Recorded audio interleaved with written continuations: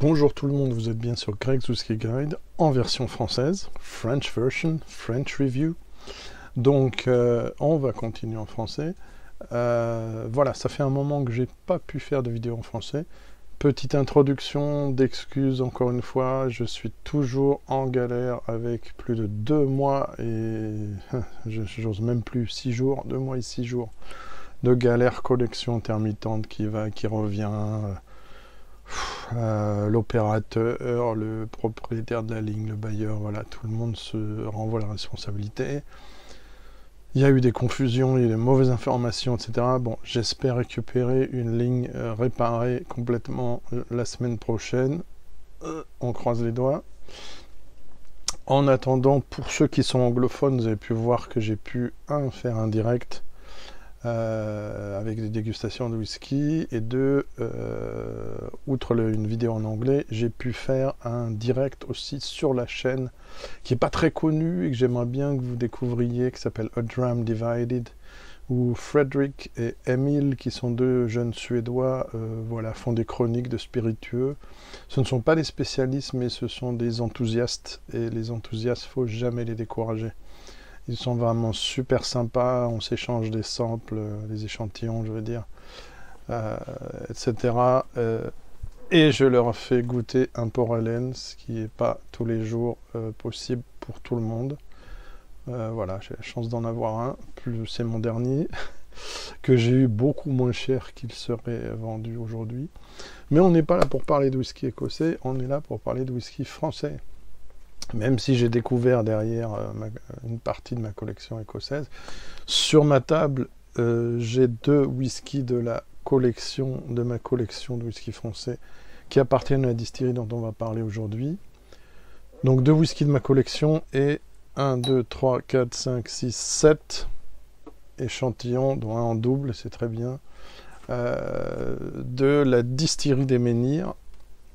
Et je remercie à nouveau pour les 7 échantillons et notamment celui-ci que je vais chroniquer aujourd'hui, donc une édition spéciale de Edu de la distillerie des Menhirs. La collection, donc l'édition Tourbée Nolwenn Corbel, en hommage à cette chanteuse et actrice bretonne. Voilà, donc je vais vous parler de ça. J'ai mis l'échantillon un peu au frais, parce qu'ici il fait presque 26 déjà. Et une première dégustation vraiment très rapide m'a montré qu'il était trop chaud. Donc je veux vraiment lui donner sa chance. Je vais aller le chercher, je vais faire une pause. Je ne fais pas de montage ici sur Greg's Whisky Guide. C'est très compliqué, c'est pas mon truc. Et déjà, j'ai du mal à faire des revues à la fois en anglais et en français, travailler sur le site et avoir un boulot à plein temps avec des galères de connexion et tout. Mais voilà, l'essentiel de mon travail ces derniers temps, c'est plutôt en vidéo, même si vous pouvez retrouver sur gregswhiskyguide.com de temps en temps, je peux même pas dire régulièrement, je m'en excuse, de temps en temps des sujets sur les whiskies de plein de pays. Et bientôt, puisque vraiment j'ai eu un généreux don, parce que ça fait longtemps que j'ai pas pu revisiter la gamme de la distillerie des Menhirs. Un petit point rapide, avant d'aller chercher l'échantillon, mon verre plutôt. Qu'est-ce que c'est que la distillerie des Menhirs? La distillerie des Menhirs, c'est une distillerie bretonne. C'est l'une des 3 principales distilleries, les 3 premières historiquement distilleries françaises. Je vous dis tout de suite, je vais mettre tout le monde d'accord, c'est les Bretons les premiers, ce sont les Bretons qui sont les premiers à inventer le whisky français. Le joli logo, puisque effectivement à Plomelin, donc où se situe la distillerie, donc près de Quimper, une distillerie familiale, ça aussi c'est quelque chose auquel je suis sensible. D'ailleurs, vous avez la famille Lelay qui c'est très bien cette petite plaquette, ça permet de vous montrer, voilà, les gens qui travaillent à la distillerie et que c'est une affaire de famille. Voilà. Et d'ailleurs, dès l'origine, puisque c'est une distillerie créée en 1921, Et comme un certain nombre de whisky françaises, elle a débuté d'abord par la création d'autres types de spiritueux que le whisky. Et là, en l'occurrence, de l'eau-de-vie de cidre. Et donc, c'est Frances Lelay qui crée l'entreprise en 1921. Elle produira de l'eau-de-vie de cidre en premier lieu. Ensuite, Guillaume et René Lelay reprennent le flambeau. Et c'est Guy Lelay qui fonde la partie whisky, donc la distillerie des Menhirs proprement dit, avec deux premières réalisations, un Pommeau de Bretagne en 1986 et un Lambigue en 1989. Donc tout tourne autour de la pomme à ce moment-là. En 1999 naît le premier whisky de blé noir au monde. Donc blé noir, sarrasin. Et en fait, Édu, ça signifie blé noir en breton, tout simplement. Voilà, donc en 2002 naît le Édu Silver, que j'ai ici en échantillon. Je vais revisiter toute la gamme lors d'autres vidéos, vous inquiétez pas. Et ensuite, l'Édu Grey Rock en 2003, que j'ai ici, qui est un blended whisky à base d'orge pour, je sais plus combien de pourcents, 70% je crois, et 30%, j'ai quand même vérifié, pour pas vous dire de bêtises, je crois que je l'ai dans mes notes, et voilà, c'est ça de préparer et d'être pas complètement préparé non plus. 30% de blé noir, 70% d'orge, voilà, comme ça je vous dis pas de bêtises, ce sont des informations de la distillerie. Et donc l'Édu Gold dont je vous ai déjà parlé, et le packaging vient de changer, enfin, le conditionnement en français, voilà, pour une bouteille plus trapue, comme celle qui était celle de Led Gwen. Donc je vous ai déjà parlé de l'Édu Gold, il était même dans les whisky primés l'année dernière, enfin dans ma vidéo parue cette année. Que vous dire d'autre? Distillation artisanale, voici un peu l'alambic, les alambics. Et oui, c'est ça le blé noir. Voilà, vous pouvez voir un peu. Donc c'est quelque chose qui est, c'est une céréale typiquement bretonne qui a un coût très élevé en raison de faible rendement. Et c'est bio, donc ni engrais ni pesticides, ce qui est très bien. L'élevage est fait en fût de chêne français principalement, sauf quelques exceptions. Et puis donc voilà en gros à quoi ressemblent les bouteilles désormais, qui sont par ailleurs, et ça j'ai appris cette nouvelle qui est excellente depuis 2020. Je crois que c'est octobre, j'ai ça sur mes fiches. Excusez-moi. Oui, depuis octobre 2020, tous les whiskies sont non filtrés à froid et non colorés. Donc pas de caramel ajouté, pas d'additif. Voilà, c'est excellent. Et ça mérite d'être signalé. Je vais faire une pause pour chercher l'échantillon et je reviens. Donc me revoilà. Et donc voici ce qu'on va déguster. C'est une édition limitée, donc l'Édu, voilà, édition limitée Nolwenn Corbel. Donc toujours whisky pur de blé noir, hein, c'est ce qui est indiqué sur l'étiquette. C'est une carafe spéciale. Ça fait partie des whiskies qui sont un peu plus haut de gamme, je pense. On peut dire aussi ça du Édu Diamant, que je vais avoir l'honneur aussi de déguster sous peu, je vous en reparlerai, je suis très curieux. Et donc, que vous dire à propos de cette édition spéciale? L'échantillon est ici, et pour la couleur, nous sommes ici sur un jaune relativement brillant. Il y a quelques accroches au niveau des larmes et le verre est un peu frais, je suis désolé pour le visuel. Il y a quelques accroches au niveau des larmes et des jambes. Et donc en fait, oui, ce qui est intéressant, ça montre, ça descend pas très vite, ça veut dire que c'est assez gras et que ça n'est pas trop jeune. Et donc, pour en dire davantage, je reviens sur mes notes. En fait, j'étais en train de répertorier tous les échantillons. Quand je dis il fait chaud, etc., mais tant pis. Je ne vais pas trop faire attendre non plus les gens. Et puis moi, je vais me remettre en selle côté dégustation. Donc c'est 8 ans de maturation en fût français, je pense probablement du Limousin, qui ont contenu du cognac. Et 2 ans en fût.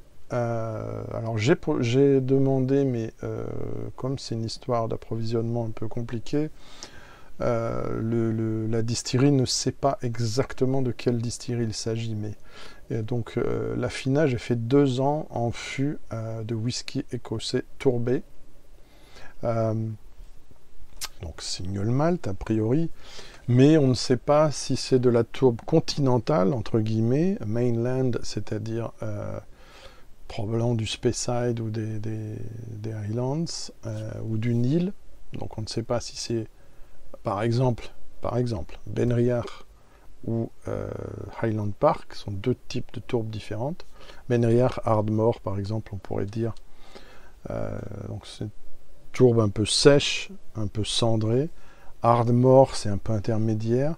Et Highland Park est une tourbe dans laquelle il y a de la bruyère qui est incorporée, et avec un climat qui est complètement différent. Et Islay, où la tourbe est plus grasse, elle est également plus phénolée, comme on dit, plus médicamenteuse, si vous voulez. Donc c'est... on ne sait pas trop, on aura peut-être, j'aurai peut-être, je l'ai légèrement dégusté avant pour voir au niveau température, parce que je suis sous les toits, donc c'est pas l'idéal. Bien entendu, je reviendrai sur ce whisky lorsque je ferai toute la série, et quand il fera un peu moins chaud, je ferai un correctif. C'est pour ça que je ne donnerai pas de notes chiffrées, de choses très très précises aujourd'hui. Ce sont des premières impressions. Voilà. Donc, on va voir ce que le nez nous raconte.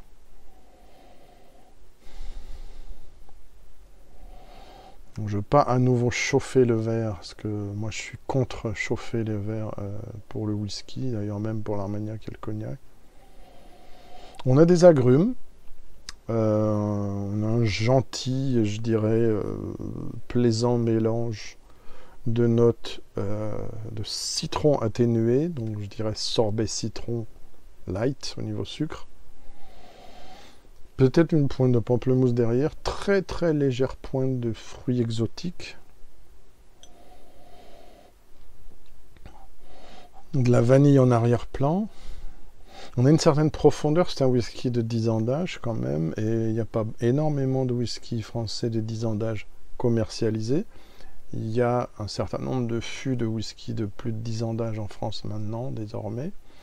Plusieurs distilleries, je dirais peut-être 5 ou 6, sont en mesure d'en présenter. Avec un compte d'âge, c'est toujours un peu compliqué, donc ce n'est pas vraiment le cas pour... à part, et encore Armorique, le 10 ans, je ne sais pas s'il arbore un 10, je ne suis pas sûr. Mais en tout cas, il est annoncé comme un 10 ans d'âge.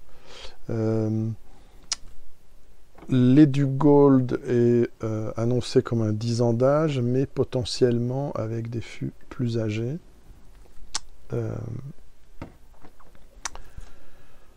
Voilà, d'autres distilleries, Glenarmor a également sorti en édition limitée des 10 ans, et je crois même 12 ans, je ne suis pas sûr. Voilà, d'autres distilleries sont en mesure de le faire. On a de belles notes florales également.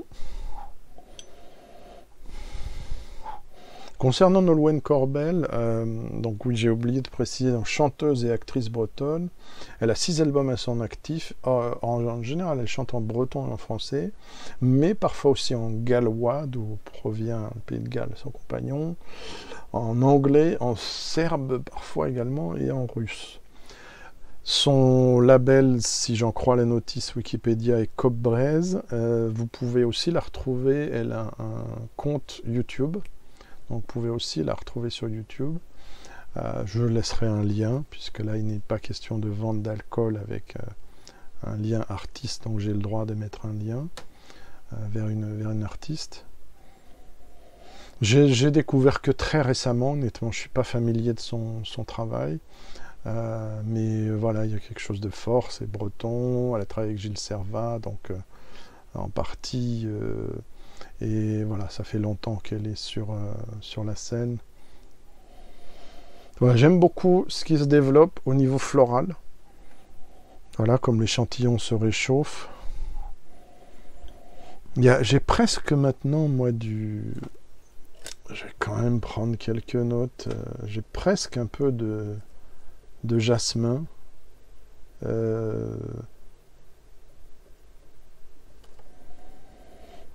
Oui, c'est... Ah, si, je vais voir sur... J'ai pas de fiche avec moi très précise.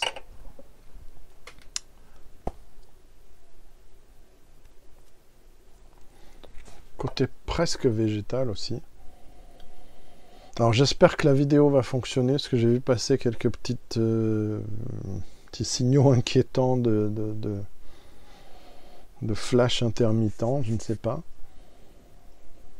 Voilà, très joli nez, très plaisant. Alors j'aurais dû en ouvrir un, mais je ne vais pas ouvrir les autres échantillons maintenant. Et là, bon, on n'est pas forcément sur la même idée, mais voilà, on retrouve l'ADN édu, si j'ose dire. C'est très plaisant. Je ne m'attendais pas à quelque chose de pas tellement impacté par le bois à 10 ans d'âge. C'est intéressant. Alors oui, à ce stade, je ne l'ai pas dit, mais je n'ai pas de tourbe, quasiment pas de fumée de tourbe. Alors, l'interrogation, c'est souvent lorsqu'il s'agit de fûts qui ont contenu du whisky tourbé, et donc on remplit avec du whisky non tourbé, et bon là on parle de 2 ans, mais l'impact est nécessairement moins important que pour une maturation complète, et surtout, je dirais que pour lorsque le malt est tourbé. L'orge est maltée et séchée à la fumée de tourbe. L'impact est beaucoup plus fort, bien sûr. Donc là, l'impact sera nécessairement modéré, même pour 2 ans. Et ça, c'est comme souvent, j'ai constaté, dans mon expérience à moi en tout cas, l'impact est plus sur la fumée que sur la tourbe, systématiquement. Donc ça peut ne pas être super équilibré, et ça peut être qu'en surface. Voilà. Donc oui, il y a un côté un peu presque, j'allais dire butyrique, un peu sauterne, qui parfois, c'est l'impression que j'ai de certains whisky d'édu, notamment avec le Gold. Il y a un petit côté comme ça, riche, et qui est proche du miel aussi, hein. Donc il y a des notes mielées. Alors, on va passer à la dégustation. Donc Hirmat, évidemment. Santé à vous.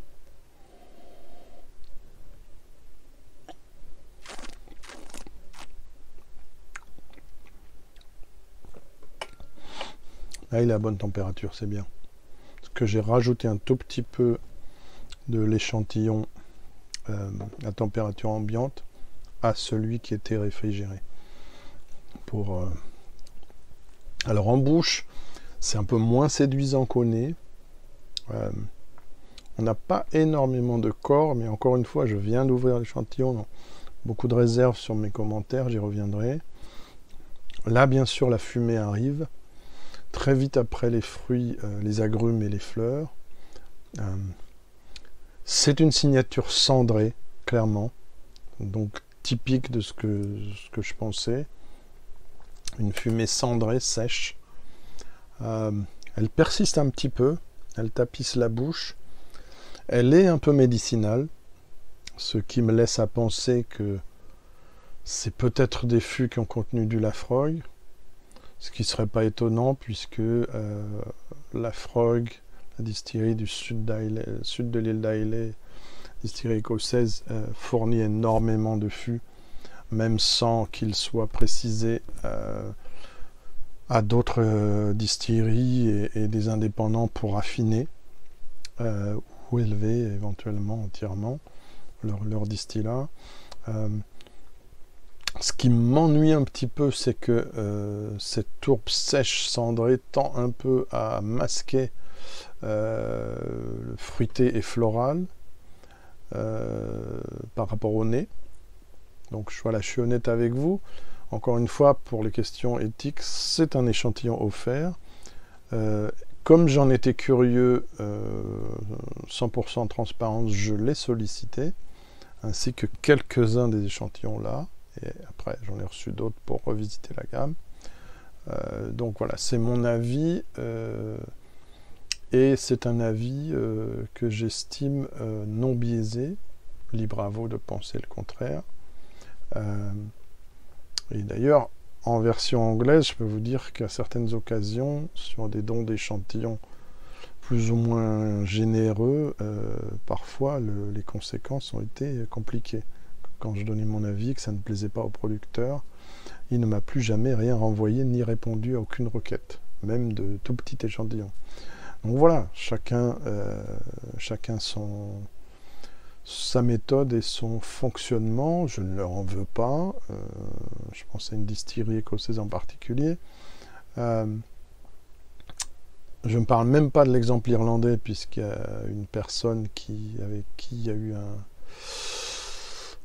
un dialogue musclé, on va dire, et qui, pour moi, n'a pas donné la réponse appropriée, sachant que moi, je ne peux pas me déplacer pour l'instant à l'étranger. Donc, voilà. Des échantillons et des échantillons ciblés par rapport à cette fameuse notion que ce producteur met en avant en le criant aurait été beaucoup plus approprié, si vous voyez ce que je veux dire. Laissons cette distillerie irlandaise, mais qui pourrait être pour moi n'importe où, honnêtement, de côté, et revenons à nos Bretons. Moi, j'aime beaucoup le nez. Honnêtement, je trouve que le nez est supérieur au palais pour l'instant. Peut-être qu'il va s'ouvrir, se développer. Le fait de le réfrigérer un peu en vitesse, c'est pas forcément l'idéal. Pardon pour l'apprécier. Je l'ai coupé avec une partie non réfrigérée. C'est compliqué en ce moment pour moi de faire des vidéos, honnêtement, en plus de mon souci de connexion. Parce qu'il fait chaud, donc pour évaluer les échantillons, je ne peux pas tous les mettre au frigo, c'est un peu compliqué. Bon, j'y reviens.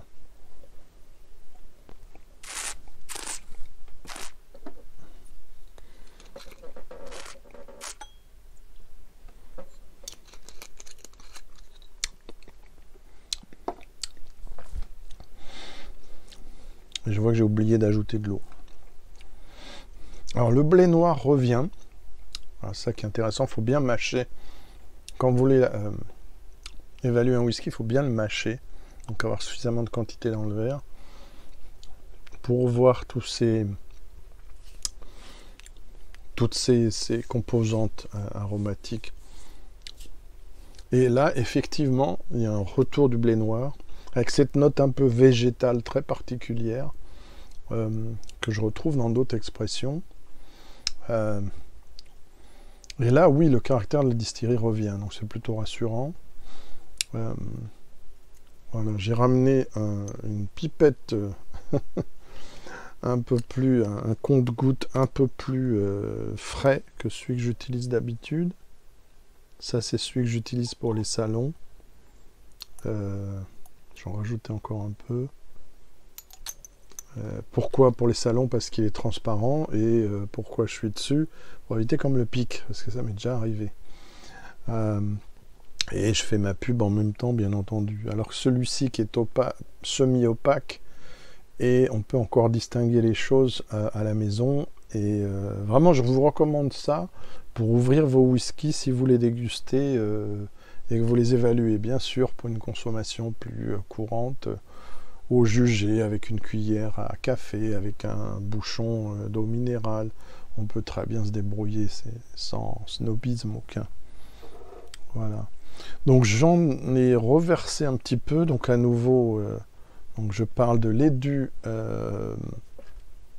édition Nolwenn Corbel, édition limitée, 2021. 46 degrés non filtré à froid, non coloré. Alors je ne sais plus combien, je ne sais pas si ça m'a été dit, combien de bouteilles il y a. Le prix de vente officielle est de 85 € sur le site internet. Après j'imagine que vous pouvez le trouver chez certains cavistes. Donc voilà, j'ai mis quelques gouttes d'eau, on va voir comment ça réagit.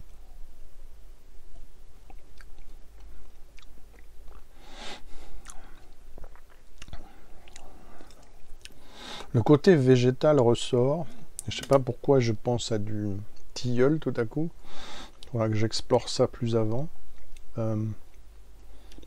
C'est intéressant, c'est un whisky qui a pas mal de charme, mais qu'il faut prendre le temps de découvrir. Moi, les conditions là ne sont pas idéales, mais je suis content de l'avoir réfrigéré et de le tester avec un peu d'eau et de le laisser un peu évoluer, se réchauffer, mais pas trop. C'est un whisky plaisant, c'est une alternative intéressante à la gamme régulière. Pour information, j'ai découvert aussi qu'il y a la version blend, donc il y a du Grey Rock en version tourbée aussi, donc ça pourrait être intéressant d'essayer. Je vais vous choquer, mais je pense, je ne l'ai pas fait, mais comme j'en ai suffisamment, je ferai peut-être l'expérience. C'est un whisky qui, pour moi, en théorie, pourrait aussi être consommable sur glace. À condition de ne pas mettre trop de glace, d'avoir une glace qui est, si possible, à l'eau minérale, ou en tout cas une eau relativement neutre. Ça pourrait être très très plaisant, à mon avis. J'aime beaucoup le nez. Le nez est vraiment magnifique, franchement, bravo. Voilà, je ne vais pas être plus long aujourd'hui, c'est une première impression, plutôt positive, avec des réserves, mais plutôt positive. Merci d'avoir regardé. Si vous aimez cette vidéo, n'oubliez pas de cliquer sur le bouton j'aime. Si vous ne connaissez pas cette chaîne, c'est la première fois, ou vous ne venez pas souvent, mais vous voudriez connaître les prochaines vidéos, leur parution, leur date de parution, cliquez aussi sur la cloche de notification et choisissez toutes. Il y a 3 choix. Avec la cloche, choisissez toutes les vidéos. Comme ça, vous serez au courant voilà, de tout ce qui sort. Toutes les vidéos en français, je mets un drapeau français sur la vignette de présentation de la vidéo sur YouTube, ce qui permet pour vous de savoir ce qu'il en est et aussi d'éviter que voilà, les anglophones qui ne comprennent pas le français voilà, perdent leur temps à regarder la vidéo. Désolé d'avoir été un peu long, mais voilà, faut prendre le temps des choses aussi. J'espère vous revoir bientôt en français avec de meilleures conditions. J'espère aussi que je pourrai télécharger cette vidéo sur mon site, ce qui n'est pas évident, c'est une seconde étape. Je vais la compresser tout d'abord, voilà, je vous dis tout, avec un logiciel qui s'appelle Handbrake. C'est quasiment automatique pour moi, parce que je ne suis pas assez technicien pour le faire. Et ensuite, voilà, si ça fonctionne, nous sommes samedi 12, je la publierai dimanche 13. Et si ça fonctionne même mieux que ça, peut-être même aujourd'hui, on verra. Voilà. À très bientôt, et à bientôt, notamment pour parler des autres échantillons. Au revoir. Kenam.